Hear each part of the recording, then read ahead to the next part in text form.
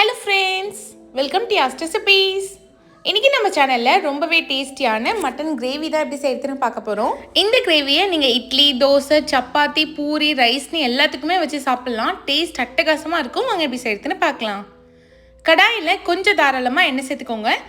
எண்ணெய் நல்லா சூடானதுக்கப்புறமா 2 பட்டை, 4 கிராம்பு, 4 ஏலக்காய், கொஞ்சமாக கல்பாசி, 1/2 டேபிள் ஸ்பூன் சோம்பு சேர்த்துக்கோங்க.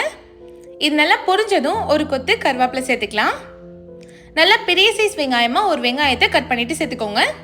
இப்போ இதை நல்லா வதக்கி எடுத்துக்கலாம். வெங்காயம் நல்லா வதங்கி சாஃப்ட் ஆகணும், அந்த மாதிரி வதக்கி எடுத்துக்கோங்க. இது கூடவே நல்லா தாராளமாக 1 டேபிள் ஸ்பூன் இஞ்சி பூண்டு பேஸ்ட் சேர்த்துக்கலாம். சேர்த்துட்டு அந்த பச்சை ஸ்மெல் போகிற அளவுக்கு வதக்கி எடுத்துக்கோங்க. 1/2 கிலோ மட்டனுக்கு 1 டேபிள் ஸ்பூன் இஞ்சி பூண்டு பேஸ்ட்டே கரெக்டாக இருக்கும். இப்போ இது நல்லா வதங்கிடுச்சு. 2 மீடியம் சைஸ் தக்காளியை கட் பண்ணிவிட்டு சேர்த்துக்கலாம். இப்போ தக்காளியையும் நல்லா குழைவாக வதக்கி எடுத்துக்கோங்க. வெங்காயம் தக்காளி நல்லா வதங்கி வந்தால் தான் கிரேவியோட டேஸ்ட் நல்லாயிருக்கும். இது கூடவே மட்டன் சேர்த்துக்கலாம். மட்டனில் நான் உப்பு மஞ்சத்தூள் போட்டு 3 விசில் வச்சு வேக வச்சுருக்கேன். மட்டன் ஃபுல்லாலாம் குக் ஆகாது, அரை வேக்காட்டில் தான் நான் எடுத்திருக்கேன். 1 டேபிள் ஸ்பூன் அளவுக்கு தனி மிளகாத்தூள் சேர்த்துக்கலாம். 2 டேபிள் ஸ்பூன் அளவுக்கு வீட்டில் அரைச்ச குழம்பு மிளகா பொடி சேர்த்துக்கோங்க. குழம்புத்தூள் இல்லைன்னா நீங்கள் மல்லித்தூளும் சேர்த்துக்கலாம். தேவையான அளவுக்கு உப்பு சேர்த்துக்கோங்க. நான் 1 டேபிள் ஸ்பூன் சேர்த்துருக்கேன். மட்டன்லேயும் நான் ஆல்ரெடி சேர்த்ததுனால கம்மியாக சேர்த்துருக்கேன். இப்போ இதையும் நல்லா வதக்கி எடுத்துக்கோங்க. மட்டன் மசாலா எல்லாமே ஒன்று சேர கலந்து வரணும். ஒரு 5 நிமிஷம் போல் இது நல்லா வேகட்டும்.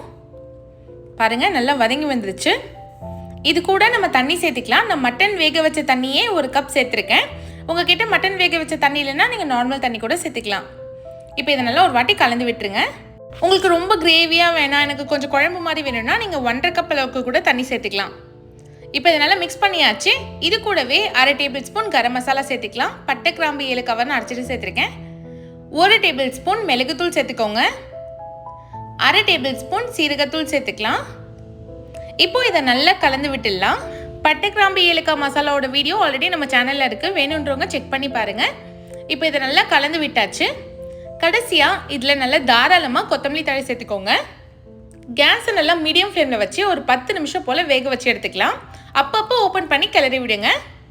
இப்போ ஒரு 15 நிமிஷம் போல் ஆயிடுச்சு. கிரேவி பாருங்கள் நல்லா சூப்பராக ரெடி ஆயிடுச்சு.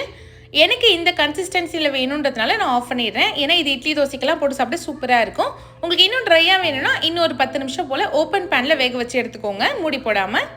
அவ்வளோதான், சூப்பரான மட்டன் கிரேவி ரெடி ஆயிடுச்சு. கண்டிப்பாக ட்ரை பண்ணி பாருங்கள். மறக்காமல் யாஸ் ரெசிபீஸ் சேனலை சப்ஸ்கிரைப் பண்ணிவிடுங்க. தேங்க்ஸ் ஃபார் வாட்சிங்.